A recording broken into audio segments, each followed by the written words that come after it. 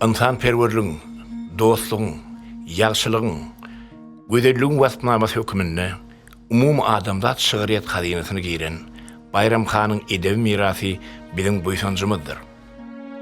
Jemgyýetimiziň galkynýan täze taryhy döwründe özüniň öçmez ýetmez şygyrlary bilen türkmen halkynyň ruhy dünýäsini äleme ýaýan serkerde şahyr Bayram Hanyň adyny, mertebesini şöhratlandyrmak biziň mukaddes borjumyzdyr. Türkmenistanyň gahrymany, hormatly arkadaşymyz Gurbanguly Berdimuhammedow.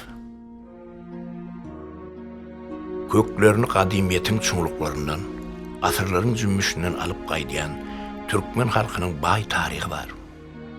Şan şöhraty beslenen, geçmişten geleceğe barýan bu ýolly at owazasy dünýäde bolan biýik şahsiýetler, dünýä medeniýetiniň, ilmlarynyň ösüp kämilleşmegine öz goşandyny goşan ajaýyp ömür ýoly bilen nesillere nusga bolup gelýän biýik alimler, şahirler, serkerdeler var. Asırların dowamyna şan şöhraty öçmän, biziň döwrümizde gelip ýeten şeýle şahsiýetleriň biri hem Bayram Han Türkmendir.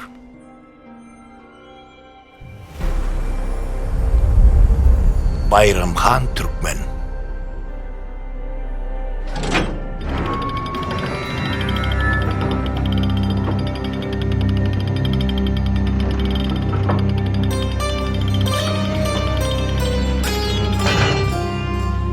Bayram Han Türkmen, Türkmenistanyň çäginden daşdy. Öz ýurduny küýsäp ýaşan türkmen serkerdeleriň biridir. Bayram Han Türkmen gelip çykyşy boýunça türkmeniň baharly tiresine degişildir.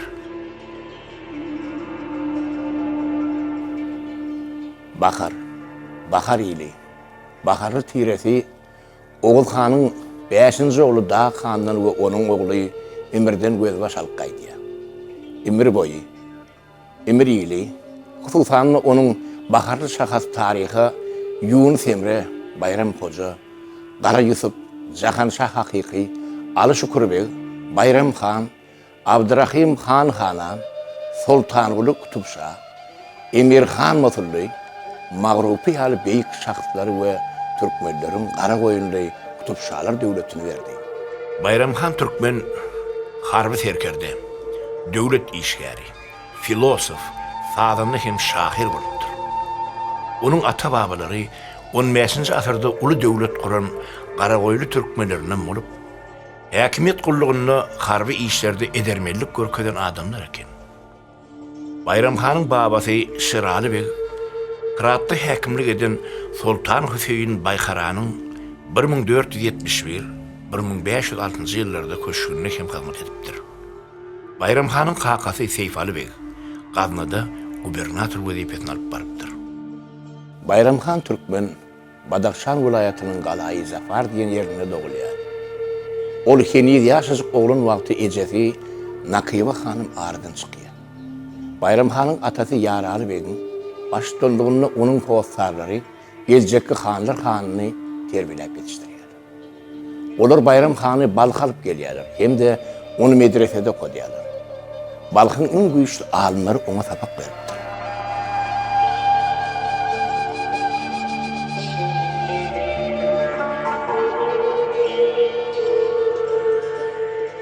Bayram Han Türkmen ilahiyat ilimlerini ve edebiyatı içine öğrenýär.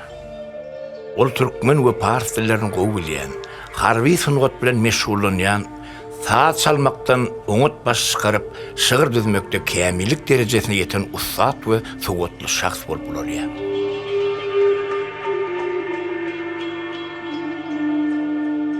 Bu barada Hindistanyň Delhi Üniversitetiniň professory Ram Kishore Pandiynyň Muhammed Bayram Han Türkmeniň ömrü we edermellikleri atly işine hem gurrun berilýär.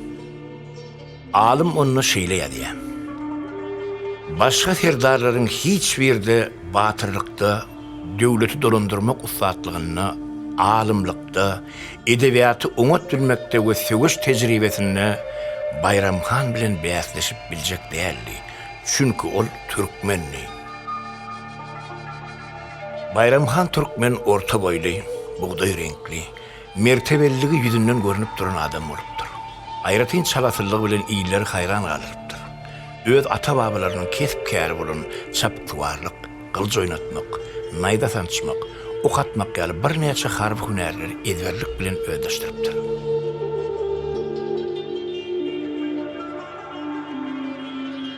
Bayramxan ilki Şah İsmail Hataýynyň 1487-1524 ýyllarda, soňra Mogollar dinastiýasyny esaslandyran Muhammed Babaryň 1483-1530 ýyllaryna goşun serkerdesi bolýar.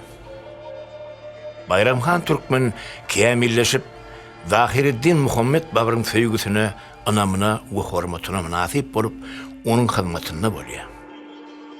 Babar, eger meniň Humayun ýaly oglum bolmasady, onu men bayram ogullyk alardım, hem de miras düşermedip berlerdim diýe. Maglumatlara esaslansak, Zahiriddin Muhammed Babar Bayramxanyň ata-babalar bilen gowy aragatnykda bolupdyr. Olara uly hormat goýupdyr. Ol özüniň ýatlamalaryna Bayramxany ogly ýaly görýänligini kän gerekmek tapdyr. Bayramxan 16 ýaşanyna Zahiriddin Muhammed Babaryň ogly Humayunyň hyzmatyna durýar.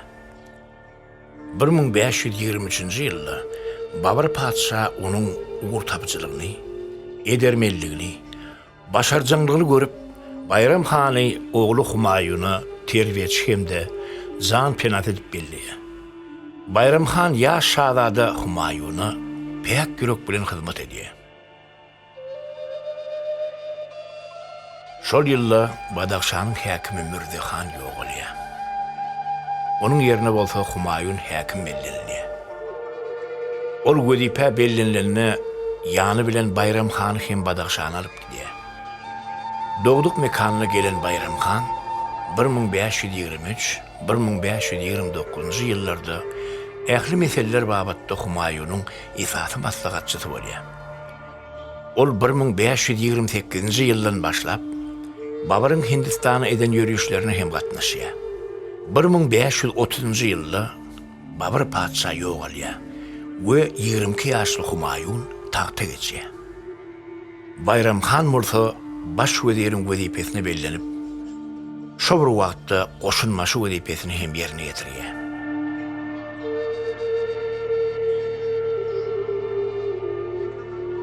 Şol döwürler Babaryň Badaxşanyny we kawully häkimlik edýän beýlek ogullary, Kamran, Hindal we Eskeri dağlar özlerini miras düşer hataplap Humayuny ikrar etmeýärdiler. Kıyın ýagdaýda kömek eden Bayramxan, Humayunyň anamdar adamsyny görýär. Olar islenlik meselelerini bileleşip edýär. Netijede olar 1531-nji ýylda Wajib Kalynjar galasyna gelýärler. Onu gahrmançylyk görkeden Bayramxanyň abraýy has artýar.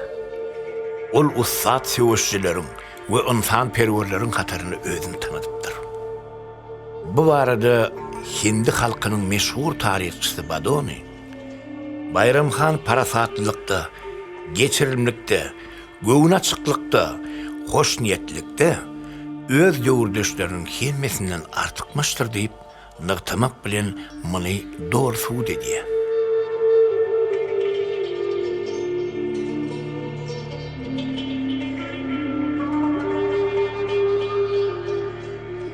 Bayramxan Türkmen marada ýadanlaryň ählisi onuň durmuşynyň bir pursady barada ýatlaýarlar. Bizim köpleri mälim bunun şo pursadyň deňinden sowulup geçmezligi zerur hatapdyk. Bir gezek Humayun Kunuş teweşini uganly şiir şadan ýeňilýär we goşun darlaýar. Her kim öz başyny çarata qaýyl bolýar. Şonda Bayramxan şiir şa garşy täzeden goşun toplamak üçin Latnur obasyna gelýär. Bu habar eşiden şiir şa Bayramxan tutmak we öldürmek buyurýar. Tutulanyň arasynda bolan Gvalyaryň häkimi Abul Kasym we Bayramxan daş keşfi boýunça bir-birini gatmengdeş eken. Şiir şanyň jellatlary o ikisiniň haýsynyň Bayramxanlygyny bilmeýän durka Abul Kasym Bayramxan mendirin diýip orta çykýar. Humayun şanyň diregi Hanlar hanı Hükmürvan Bayram Han. Hoş gördük.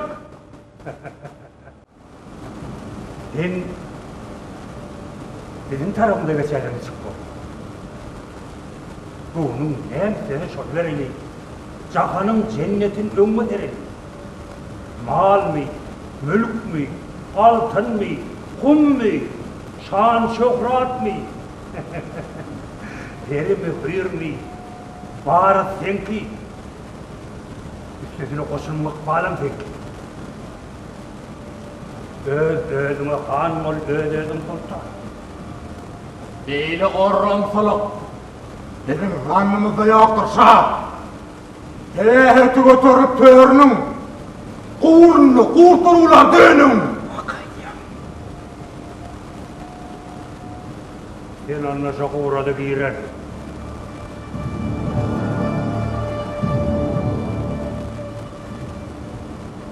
Başını kedin. Durun! Durun degmem! Men Bayram Han. Bu men başım oturacak kalyan öyle kayvırına kör! Neme?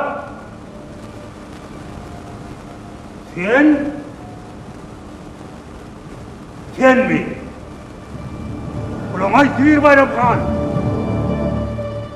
Dile düşmek akmaksa, men başımdan indir tutamasa, zalimden ördün mü? Ulan ne o? Yettir! Horoz haybatına özünden oluyor. Bayram Han senin oradan gidecek oğlum.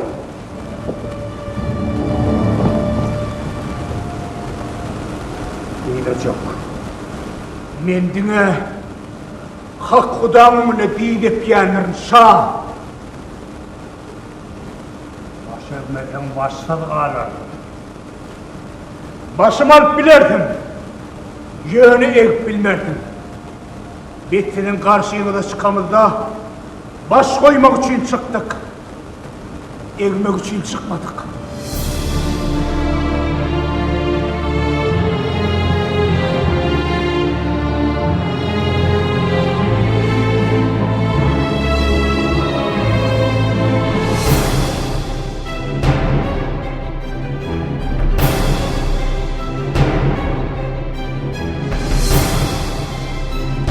Ne için beyttim gerçek?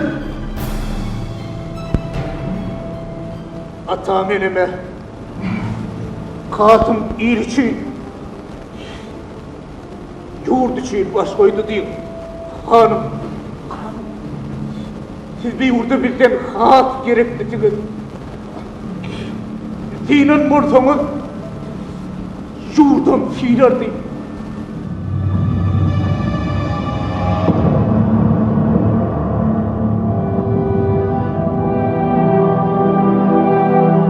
Şeýdibem katın, dostu we pallyň beýik nusgasyny görkezýär.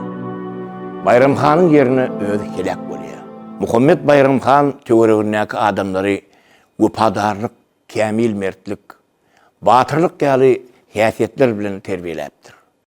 Özü de şeýlik häsiýetlere ýuguran şahs bolupdyr. Türkmenin beýik ogly Bayram Han Türkmen dünýä taryhynda döwlet işgäri, şahyr, ýazyjy, akyldar hökmünde tanylýar. Bayram Han Türkmen özüniň geçen durmuşyny orta asyrlarda Mogollar imperiýasyna ulluk edip, ol döwür şu döwletiň beýik viziri bolup, döwletiň ösmeginde, döwletiň kynçylyk çeken döwründe köp işler edip, şol döwletiň dikeltmegine hem aýratyn urun tutupdyr. Şol döwür Dürlü kıyınçılıkları çekilse de Bayram Han Türkmen Humayun'a kulluk edip özünün dövletini, özü yurdunu, halkını biriktirip bular köp işler edipdir. Şol edilen işlerin arasında Bayram Han Türkmen'in alıp barayan siyaseti neticesinde Mogolların dövletine dürlü halklar bolsa da olaryň yeketek birleşmegine, olaryň bir hükümdara kulluk etmegine eden işlerin netijesinde dövlet ul ötüşleri eýe bolýar. Ine şu döwür Mogollar imperiýasy bir döwür ul kynçylyklar çekip başlaýar. Şu giden söwüşleriň netijesinde Mogollar imperiýasy dargap başlaýar. Şu döwür Humayun'a Bayram Han Türkmen ýöretip teklif edip ol Sefevi döwletlerine ýüzlenmegi, Sefevi döwletlerden kömek sormagyna hem teklif edýär. Ini bu bolsa şol döwür Bayram Hanyň ata awrynyň diňe bir öz ýurdundan däl daşyndan hem ýaýranlygyny. Bu bolsa şol Sefvi döwletiň hökümdary Şah Tahmas Bayram Hany uly hormat goýup Bayram Hanyň hatirasyna ol Humayun hökümdary kabul edip şoňa kömek bermekde köp işler edýär. Ine şu Bayram Hanyň şu ýerde geçiren diplomatik işler netijesinde özüniň bir ilçe hökümine akylly başlaryp baran siýasaty netijesinde Bayram Hanyň şol serkerdelik ustaatlygy netijesinde gysga wagtyň içinde Hindistanyň köp işler geçirilip şu döwlet täzeden dikeldilip başlaýar. Bu bolsa ýene-de bir edek şu Bayram Hanyň özüniň döwletine, hökümdaryna, özüniň kasamyna wepalygyny hem şahitlik edýär. Bayram Han Türkmen tarihinde uly ýer galdyran, onuň öz ýurduna, halkyna, döwletine hyzmat eden beýik şahsiýetligini, hem-de şol wagtyň özünde akyldar özüniň diplomatik işleri bilen, diplomatik alyp baran hereketleri bilen, özüniň ýazan eserleri bilen, dörejeligi bilen häzire çelini, häzirki zaman alymlary hem haýran aldyryar. Beýik Mogollar imperiýasynyň esaslandyrylmagyna, onun orta asırlaryň kuwatly döwletleriniň biri bolmagyna uly goşan Bayram Han Türkmen Hindistan bilen orta gündewariň döwletleriniň arasynda parakatçylygyň bir karar bolmagy, uruşlaryň öňüne almak, özara oňuşyklygyň ugruna uly işler bitiren beýik diplomat hökümini taryhy ýerdi. Bu ýörelgeler biziň döwrümizde de öz ähmiýetini ýetirmän gelýär. Bayram Han özüniň diplomatik ustaatlygy bilen öňüne alyş diplomatiýasynyň naýbaşy ýörelgelerini kemale gelmegine munasip goşandyny goşan şahsiýet. Bayram Hanyň goşun serkerdesi hökümine bitiren hyzmatlaryna munasip sarpa goýulýar. Oňa Hanan, hanlaryň hany diýen uly harby derece berilýär. Humayun Şah'nın ýaşyjyk ogly Ekber'e atalyk terbiyesini bermek inanylýar. 1556-njy ýylda Humayun aradan çykandan soň tagtyna Ekber oturdurýar. Emma Ekber entek ýaş bolan soň hökümet işlerine de Bayram Han ýolbaşçylyk etmeli bolýar. Ol ýurdu hem goşuny pogtu tertibe salmak üçin bir näçe aýgytly çäreler görýär. Goşunyna bir düzgün tertibi ýola goýýar. Bayram Han Türkmen ýyl içinde uly awradan peýdalanan alymlary, adygan şahirleri köşke çağırıp, olar bilen söhbetleşip gurnapdyr, maslahatlaryny alypdyr. Bayram Hanyň özü şahir bolan soň hakyky çeper söze ýokary baha beripdir we onuň ustaatlaryny himaýet edipdir. Şo döwürde şahirleriň ýygnanşyklaryna Farsi we türki dillerdäki nusxawy edebiýatlaryň görnükli wekilleriniň, Enweriýiniň, Sagdynyň we Rumiýiniň, Hayyamyň we Lutfiýiniň, Nawaýynyň iň gowy eserleri okurypdyr, hem maslahatlaşylypdyr. Bayram Hanyň we onuň oglunyň töweregini Mir dosty, Haşym Kıssa, Kıblan Meg, Molla Şeýdaý, Muhammed Uly Ülpeti, Suhan Meg, Kasym Meg halaty ýaly köp sanly türkmen şahirleri edermen ýigitler gurşap alypdyr. Köp meselede ondan tälim alypdyrlar.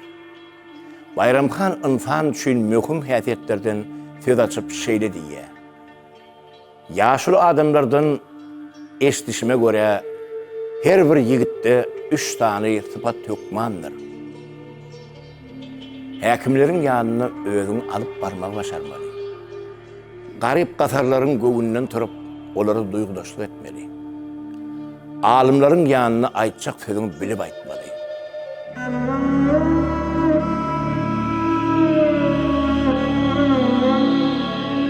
Bu ýerde ýene bir belecek adam şu döwür Bayram Hanyň alyp barýan siýasaty netijesinde döwletde alymlaryň, şahirleriň, ýazyjylaryň duşuklary geçirip, şu ýerdäki gurulýan binalarda hem şu türkmenleriň däp destury bilen, Orta Aziýa halklaryň däp desturlary hem de Mogol imperiýasynyň şu hindileriň desturlary bilen baglanşykly bir meňdeş bir topar zatlar edilip, şu binagarlykda, gurulýan binalarda, jaýlarda döredilýän eserlerde hem şol birliklik, şol agdybirlik hem görünüp dur.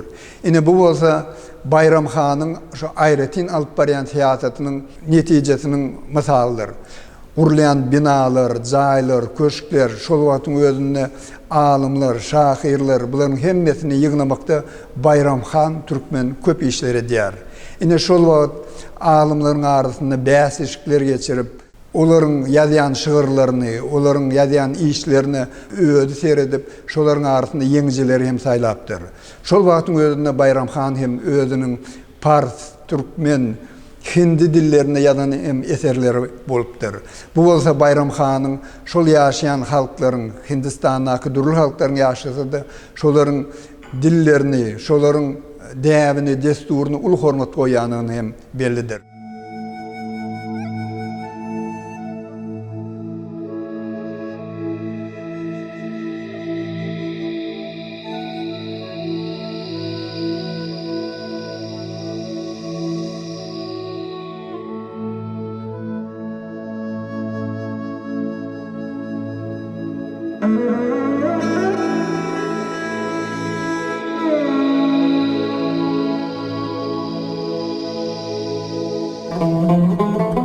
Giň asman aýaňda, aýaňda jahan, güneşiniň nury ziyada belli. Fergin sawaýely öwsenine kaçan şar gara telleri darara belli. Gün guşluk giýjagşam çagy gün watan, janyňa hoş gelip yarara geldi. Şunça barlyklardan üzüňe daň atan, watan diýip gözleriň garara belli. Atam, sorum var. Aýdy ber oglum. Dinleýän. Watan näme? Asyl manysy näme? Ogul, bir görüňde aňlasa aklyň. Gelligidir watan sarpasy asgyn. Dillen goýar ýaly demsiz jan bormy? Watanym diýmedik eýsem xan bormy? Men olarsız halis oňup bilmeýän, Oğuzdan, Selçukdan, Mamluk Memlukdan, Böreoğlu Korkutdan habarsyz bolsaň, aydan diýenlerini aýyp görmeýän. Näme üçin watana gidemiz oğunna? Nenen gitjek iýen duýuň depelep, nenen gitjek terkeyleyip baryňy, 70 döwlet gurduk watanyň üzüňe. Bütün dünýäň ödi şoň üçin söýýär, şoň üçin tanaýar türkmen adyny. Bayram Xanyň ilim bilimini, durmuş tejribesini ýyle ýaymak islendigini onuň köp sanly şygyr setirlerde şaýatlyk edýär. Ol ähli ukyp başarmagyny öz ogly Abdurrahimy sindirmegi başaran akyllardyr. Şoň netijesinde hem Bayram Xanyň ogly 5 dilde goşgy ýazyp, Günnogor edebiýatynyň taryhyna Rahimy ady bilen giripdir. Yer gelen aýtsak, Abdurrahim Rahimyň ömrü we döredijiligi häzirki wagtda türkmen alymlar tarapyndan örjedilip öwrenilip, gadet jurnallaryň üstü bilen giň okuyjylar köpçüligine ýetirdi. Bayram Xan türkmen Hindistanyny ýaşasa-da ata watanyna, milletine, türkmen diline ulus harpa goýupdyr. Onun goşularyna, iýilleşlerini mehirlik duýulýar. Özünden soňkulara türkmençe ýazmagy dowam etdirmäge ýol açýar. Nusxany berýär. Ol pars we türkmen dillerini diň derejede ýazyp bilýän şahsiýet hökümine orta çykýar. Bayram Xan güýçli goşunynyň barlygyna garamazdan basbalçylykly ýörüşleri amala aşyrmandyr. Yerli ilat bilen insan perwer gatnaşyklary ýoly goýupdyr. Bayram Xanyň oglunyň dünýäge inmegi, onun köşkden kowan emellarlarynyň gonjuna gor goýýar.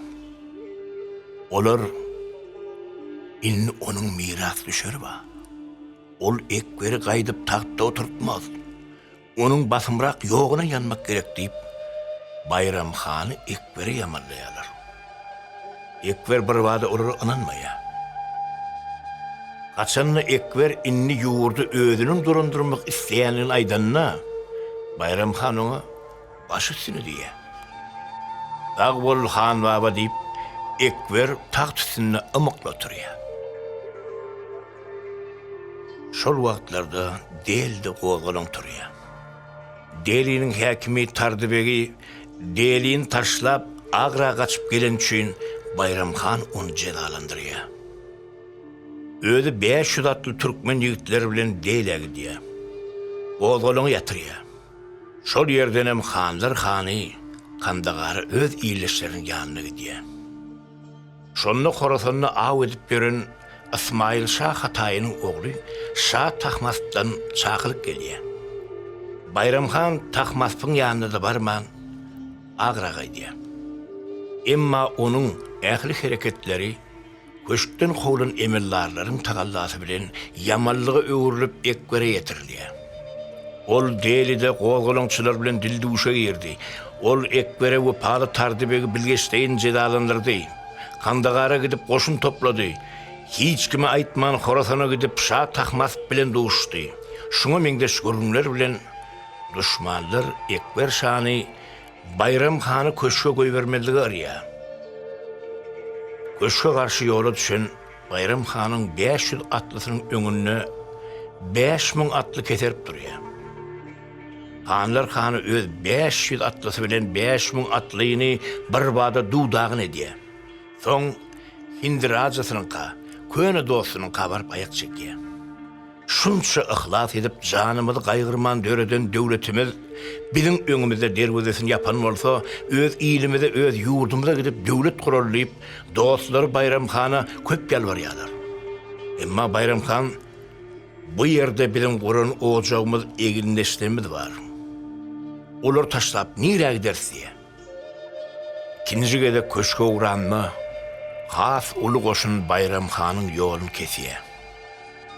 Bu gedek ol ömrünü ilkinci gedek iyide çekilmeli oluyor. Sonra hemme yağdaylar düşündürüp Ekber'e hat yazıyor. Bir neçe görüp adamlar bana zeper yetirecek olup meni size yamallayaptırlar. Şey dibim olur meni yok etmen kuyuna düşüptürler. Her bir adamın dürlü töhmetlerden özünü koruyuşuyalı. Menim şu töhmetçilerden öz şahsımı korumağa mecburdurum. Sizin töğürünüzde bir topor hainin bolyanlığı için özüm sizin yanınıza barmağı makul bilmeyerim. Siz bilik koyun. Türkmen kovmununu öz iyen duzuna kastediyen adamın bulmayanlığı bütün elime melimdir. Eğer meni iyen duzuna kasteden adam deyip kasap ediyen bolsalar, koy onunla olur yönü kıybır esker iyi verip men kellemi kestirip sizin huzurunuza elttirsinler. Siz şeyseniz, vakt deysen menin namart bolsun. Şey etmeseniz bolsa, meni koşun serkerdeliginden boşadıp, koşunu köşkün başka bir ınamdar adamsını tavşırım. Men bolsam, Maşada gitmekliği yüreğime duydu. O yerdenem Necep Kerbela.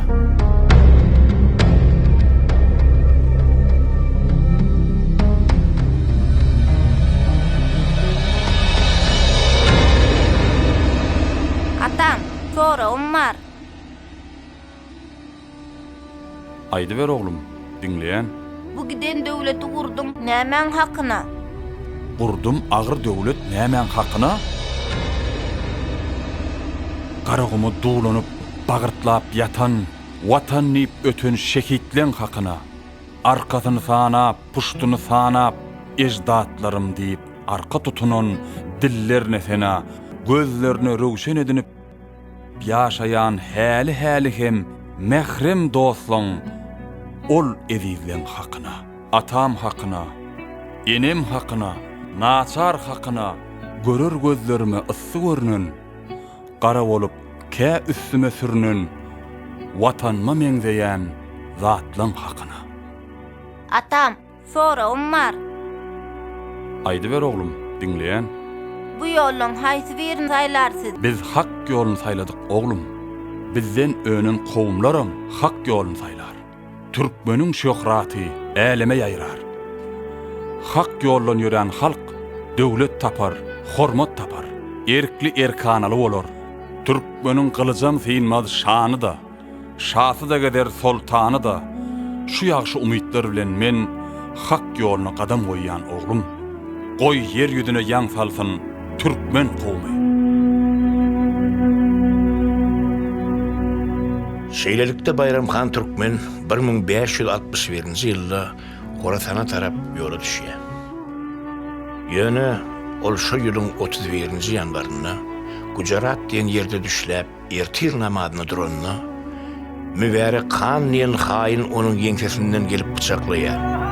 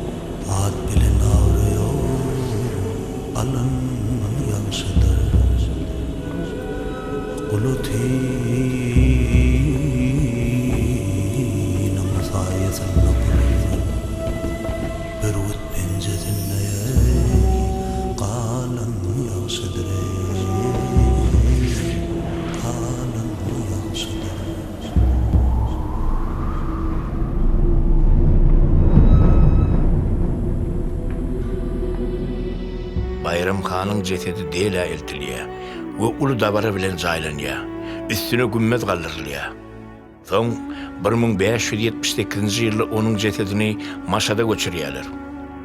Üstüne gümmez galdyryp, goburyň üstüne de iň gowy guldarlyklarda gulem solýar diýen ýazgy ýazylýar.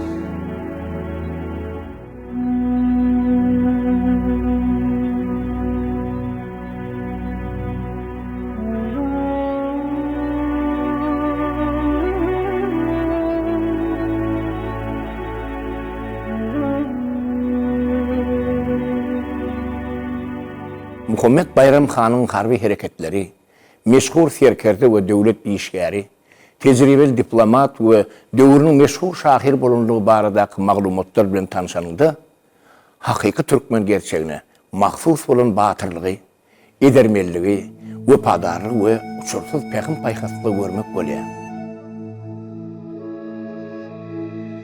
2000-nji ýylda Bayramhan Türkmeniň 500 ýyllygyny belläp Hindistan'ı hem Pakistan'ı uly dabaralar geçirildi.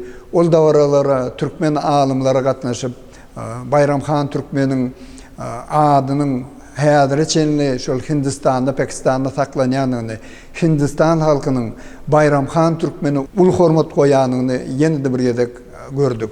Türkmenistan döwletini yakynda hem Bayramhan Türkmeni başlap halkara maslahat geçirip onun dünyanın dürlü yerlerinden alımların gatnaşmagy, olaryň arasynda Hindistan'ın, Pakistan'ın, Türkiye, Ýewropanyň dürlü ýurtlaryndan, olaryň arasynda Amerikan Birleşen Ştatlaryndan, Angliýadan, Fransiýa, Italiýa, Russiýa Federasiýasyndan, biziň doganlyk döwletlerimiz bolan Gazakistan, Kyrgyzstan, Täjikistan, Azerbaýjan Respublikasyndan hem alymlar gatnaşyp Bayramhan Türkmeniň dünya tarihine aýratyn orna eýdigini hem öz çykyşlaryny tasdikladylar. Bayramhan Türkmeniň at awraýynyň uludygyny gahrman arkadaşymyz hem uly hormat goýup özüniň kitaplaryny Bayramhan Türkmen barada köp maglumatlar getirýär.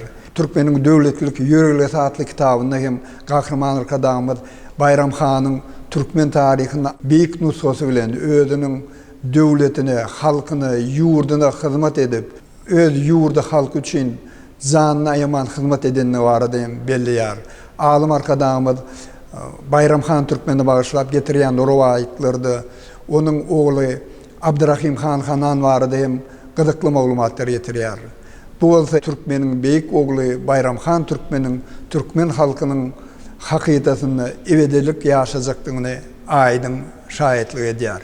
Pursatdan peýdalanyp arkadagly serdarmydyň, hormatly prezidentimdiň hemde gahrman arkadagymydyň alyp barýan siýasat netijesinde Bayramhan Türkmeniň we türkmen terkirdelerini, türkmeniň beýik akyldarlaryň, beýik şahsiýetleriň halkyň arasynda adynyň saklanmagyna edýän köp işler üçin köp sag bolsun aýdýaryn.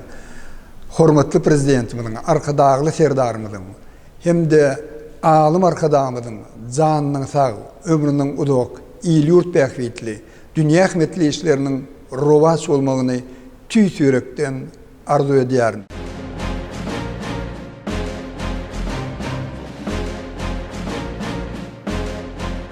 Aytaktymyzda yerleşen Türkmen üçin iň gymmatly mukaddeslik bolan garaşdyrdygynyň adyny göterýän binanyň daşynda hem Türkmen edýän şan şöhraty jahany ýan salan beýik şahslaryň heykelleri bar.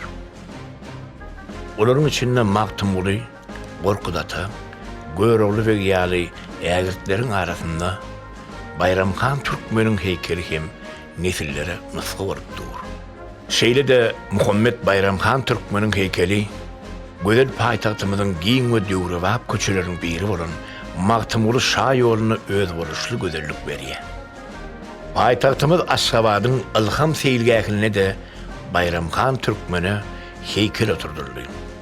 Merdana halkymyzyň taryhyny görnükli orny eýeleýän Bayramhan Türkmeniň adyny ebedileşdirmek maksady bilen Türkmenistanyň ýaraly güýçleriniň harby bölümleriniň birine Bayramhan Türkmeniň ady takyldy. Çünki watanyň mukaddes goragyna duran her bir goragça Hanlar hany Bayramhanyň ömür ýoly, beýik ahlak häsiýetleri, batyrlygy, edermelligi nusga görelli bolup durýar.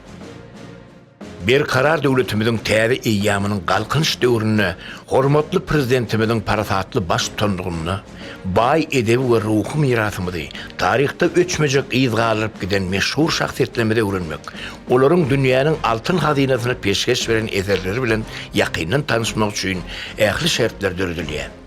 Şeýle mümkinçilikler döredip beren hormatly prezidentimiziň arkadagy serdarymyzy çäksiz alkışlamada aýdýar.